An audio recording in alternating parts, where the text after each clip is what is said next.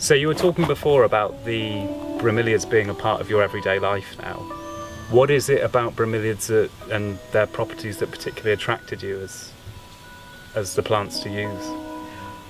Well, I'm still learning more things. I think initially the thing that attracted me and fascinated me was the idea that some of them could grow without soil and roots.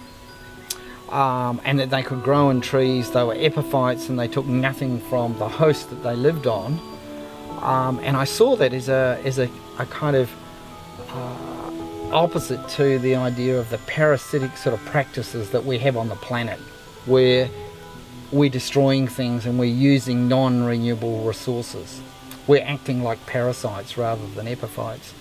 But the more I've looked into the plants, the more fascinated I've been, and they defy most of the things that we understand about plants, like some of the tillandsia seed, when it germinates, the roots grow up. And there's a reason for that, because they land underneath a branch, and when they germinate, they grow up attached to the branch, and then the plant gradually climbs up on top of the tree and away it goes. If it lands on top of the branch, the sun will kill it. I see. Just while it's germinating. So the idea that plants have to be in soil, have to have water in their roots, and the roots grow down and bring nutrients and water up, it just defies that whole notion. Also, they're growing at night, as I mentioned before. Yeah. And they're absorbing all of their moisture through the leaves. And in fact, the tank varieties of bromeliads that retain water in a vase, the base of those leaves act like roots and absorb the moisture into the plant. That's what it's doing. That's why it's got the water in that part. So they're kind of like alien plants in a way to the perception that we understand plants by.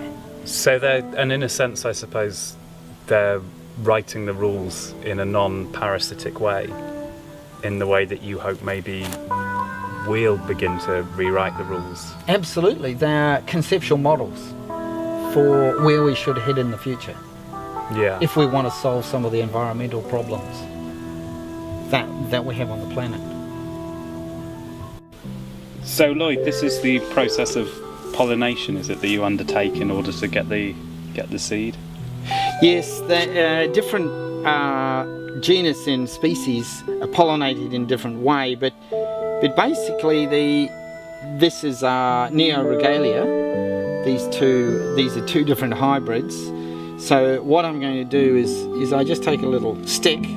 The plants naturally are pollinated by hummingbirds and bats and insects, and I just pick up some pollen from this one, put it into this flower, pick up some pollen from that one, put it back into that one, and so on. Now I've genetically mixed these two up, and we should get a plant that will mature that will have characteristics of both those. So God, it's going to be interesting, isn't it?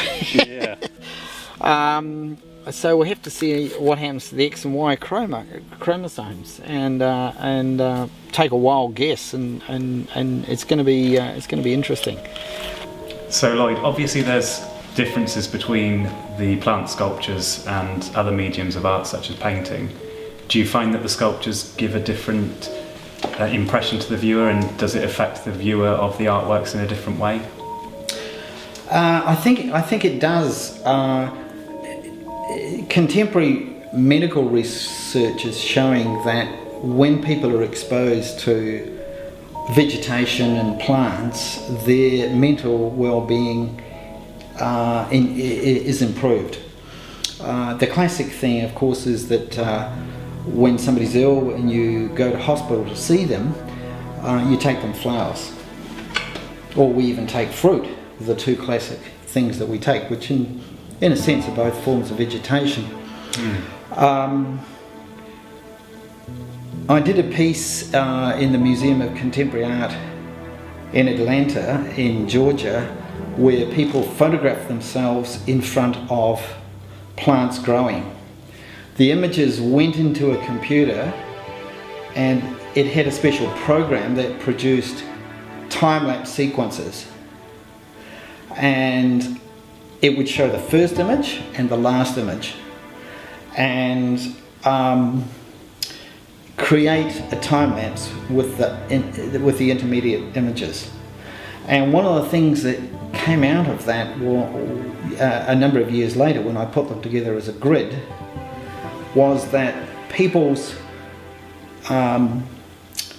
facial expressions at the beginning of the project, when the plants were alive, they were happy and smiling and quite jovial, and at the end of the exhibition, when the plants died, and the thing that really killed them was the air conditioning in the gallery,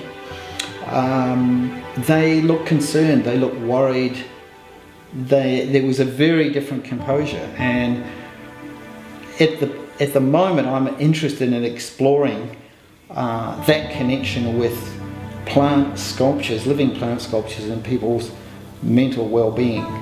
So in addition to helping purify the air and being an art sculpture, the pieces also will help improve people's mental attitudes when they see the sculptures as well.